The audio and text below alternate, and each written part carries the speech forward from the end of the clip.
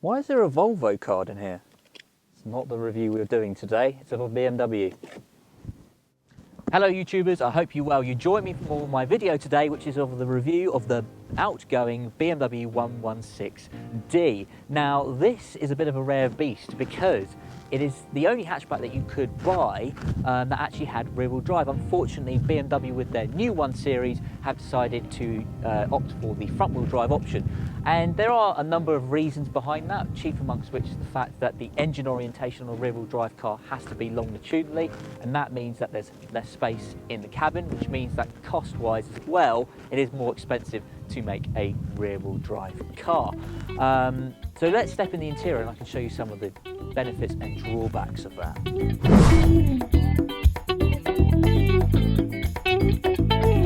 Step inside the rear, oh blimey, and the problems of rear-wheel drive continue. For instance, you've got this middle drivetrain here, which is obviously where the prop shaft goes, and if you want to fit somebody in the middle, it is a little bit inconvenient. You certainly wouldn't want 3 people sat at the back of this thing for any prolonged period of time.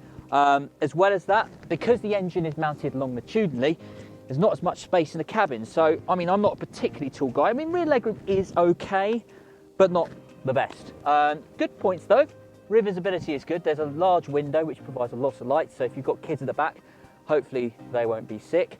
And it's generally a nice place to be. There's no middle armrest or anything like that, but I think it's everything that you could possibly want. You've got the rear plug-in point as well, a little bit of storage space, cubby holes at the rear are good, so all round, not too bad, but definitely not the best in the class. I mean, if you compare it to the Audi A3 or the Mercedes A-Class, there is a lot more legroom in the rear of those. Step inside the interior of the BMW and you'll immediately see that it's sort of the typical BMW range thing. So for instance, you've got everything sort of tilted towards the driver, which is quite nice. It creates a nice cockpit feeling. All the plastics are of good quality and it's generally quite a nice place to sit. The seats are comfortable, the driving position is good as you'd expect in a BMW, everything is sort of adjustable. This being the entry-level 116D, you don't get like electric seats or any of those sort of mod cons, but all across the range you do get climate control, obviously BMW's iDrive system, which is, in my opinion, the easiest to use out of all of the other alternatives, such as Mercedes, Audi, Jaguar. I think it's quite intuitive and everything is controlled via this central sort of, it's like a pie dish thing, like upturn. It's a very intuitive system to use, and it's something that BMW has been using for ages. As well as that, I would have liked some maybe, well, there's more cup holders and everything like that, but it's a little bit on the dark side in my opinion. I would have liked maybe a bit more colours, but that's not really the sort of BMW thing. But overall score, pretty decent at the front, and for somebody of my height, very comfortable. All I will say though is I think that on the manual cars at least, the driving position of the pedals are a little bit offset to the right. I don't know if that's just me, but I've always found that a little bit odd. But obviously you can get these cars with the 8-speed automatic gearbox, which I've driven on the 3 Series, which is a very nice car in terms of the gearbox, but on the 1 Series I think would be suited as well.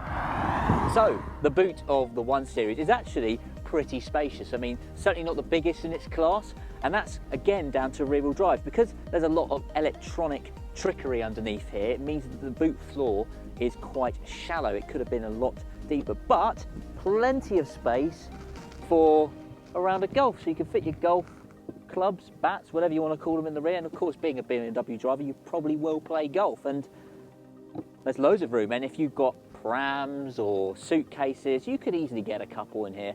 And I must say, I've taken this car on holiday and it's been absolutely fine. So not a bad score for the 1 Series. Driving the BMW 1 Series, and you can immediately tell that it is a BMW. You can feel that rear-wheel driveness about it. It just feels like you're being pushed along the road, and of course, being a BMW, it pretty much has a 50-50 weight distribution. So I like the fact how they put the battery in the boot, and it just makes it a really, really nice place to be when you're driving, lorry in the way. So On country roads, on a fast twisted road, this would be massively fun to drive. I do have a couple of complaints about this particular model. It's being the sort of the smallest 116D model. Power is all right, economy is very good. I mean, you can easily get over 55 miles to the gallon quite easily. It's the ratio of the gears and the manual gearbox, particularly second. When you want to pull off in second, and I know it's a diesel and I know a lot of them do this, but this I think is particularly bad. It's really, really sluggish and slow. That's the only thing I would say, but everything else driving is absolutely fine. It's very comfortable. There's a little bit of road noise that I can hear, and the diesels are a little bit vibraty, if you like.